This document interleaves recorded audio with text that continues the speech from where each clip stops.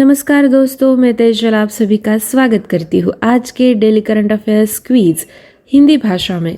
आज के क्विज का पहला सवाल, अद्वितीय स्वास्थ्य धन और जीवन समाधान लॉन्च करने के लिए किस बीमा कंपनी ने पॉलिसी बाजार के साथ साझेदारी की है? सही जवाब है टाटा AIA लाइफ इंश्योरेंस और नीवा बुपा हेल्थ इंश्योरेंस। पॉलिसी बाजार ने अपने बीमा भागीदारों नीवा बुपा हेल्थ इंश्योरेंस और टाटा AIA को अपने ग्राहकों को स्वास्थ्य बीमा, धन, परिजन और जीवन कवर का एक अनूठा संयोजन प्रदान करने के लिए एक साथ लाया है। अगला सवाल, MSME ऋण के लिए किस बैंक ने मनीवाइज फाइनेंशियल सर्विसेज प्राइवेट लिमिटेड के साथ सह उधार समझौते पर हस्ताक्षर किए हैं?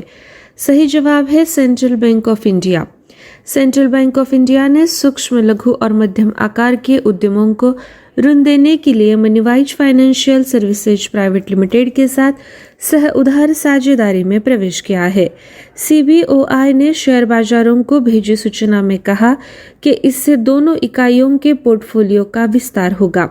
तीसरा सवाल, दुनिया भर में एंटरप्राइज क्लाउड परिवर्तन यात्रा को बढ़ावा देने के लिए किस कंपनी ने माइक्रोसॉफ्ट कॉरपोरेशन के साथ साझेदारी की है? सही जवाब इन्फोसिस लिमिटेड। इन्फोसिस ने घोषणा की कि वह दुनिया भर में एंटरप्राइज क्लाउड परिवर्तन यात्रा में तेजी लाने में मदद करने के लिए माइक्रोसॉफ्ट के साथ अपने सहयोग का विस्तार करेगा। इन्फोसिस क्लाउड रडार के अनुसार प्रभावी क्लाउड अपनाने के माध्यम से उद्यम सालाना शुद्ध नए मुनाफे में $414 बिलियन तक जोड़ सकते हैं। अगला सवाल, किसे EY entrepreneur of the year 2022 के रूप में नामित किया गया था? सही जवाब सज्जन जिंदल। JSW समूह के अध्यक्ष और प्रबंध निदेशक सज्जन जिंदल को EY entrepreneur of the year 2022 नामित किया गया था और अब वह जून 2023 में मोंटे कार्लो में EY world entrepreneur of the year award WEOI में भारत का प्रतिनिधित्व करेंगे। अगला सवाल, किस टीम ने रणजी ट्रॉफी 2022-23 का खिताब जीता? सही जवाब सौराष्ट्र। सौराष्ट्र ने कोलकाता के ईडन गार्डन्स में फाइनल में बंगाल को 9 विकेट से हराकर अपना दूसरा रणजी ट्रॉफी 2022-23 का खिताब जीता। सौराष्ट्र ने 2019 से 20 के सत्र में पहली बार खिताबी जीत दर्ज की थी, जब उसने राजकोट में घरेलू मैदान पर फाइनल में इसी प्रतिद्वंदी को हराया था। छठा सवाल, 49वीं GST परिषद की बैठक कहाँ आयोजित की गई थी? सही जवाब है नई दिल्ली। केंद्रीय वित्त मंत्री निर्मला सीतारमन ने नई दिल्ली के विज्ञान भवन में वस्तु एवं सेवा कर परिषद की 49वीं बैठक की अध्यक्षता की। GST परिषद की 48वीं बैठक 17 दिसंबर 2022 को वीडियो कॉन्फ्रेंस के माध्यम से आयोजित की गई थी। 7वां सवाल, किस राज्य ने हाल ही में अपने पहले राज्य स्तरीय झींगा मेला का आयोजन किया है? सही जवाब है पंजाब।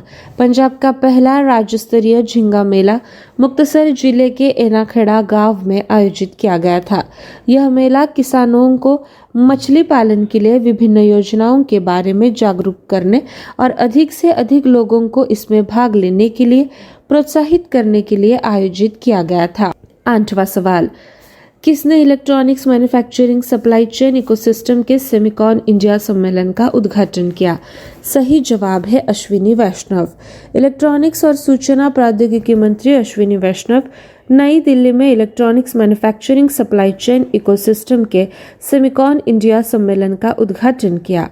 उन्होंने दूरसंचार, विनिर्माण और वंदे भारत विकास में मिली सफलता पर भी प्रकाश डाला। अगला सवाल, किस देश ने भारत से फ्रोजन सी फूड के आयात पर अपना अस्थायी प्रतिबंध हटा दिया है? सही जवाब कतर। कतर ने भारत से फ्रोजन सी फूड के आयात पर लगा अस्थायी प्रतिबंध हटा लिया है। भारत से कुछ खेपों से विब्रियो हैजा का कथित रूप से पता चलने के बाद फीफा विश्व कप से ठीक पहले पिछले साल नवंबर में प्रतिबंध लगाया गया था। अगला और आखिरी सवाल, आतंकवाद का मुकाबला करने पर भारत मिस्र संयुक्त कार्य समूह की तीसरी बैठक किस शहर में आयोजित की गई थी? सही जवाब नई दिल्ली। आतंकवाद का मुकाबला करने पर भारत मिस्र संयुक्त कार्य समूह की तीसरी बैठक 16 फरवरी 2023 को नई दिल्ली में आयोजित की गई थी। बैठक के भारतीय पक्ष का नेतृत्व विदेश मंत्रालय के आतंकवाद विरोधी संयुक्त सचिव महावीर सिंघवी ने किया। दोस्तों, ये थी हमारी आज की डेली करंट अफेयर्स क्विज। इसी के साथ मैं आप सभी का विदा लेती हूँ। मिलते हैं अगले सत्र में। आप सभी का बहुत बहुत शुक्रिया।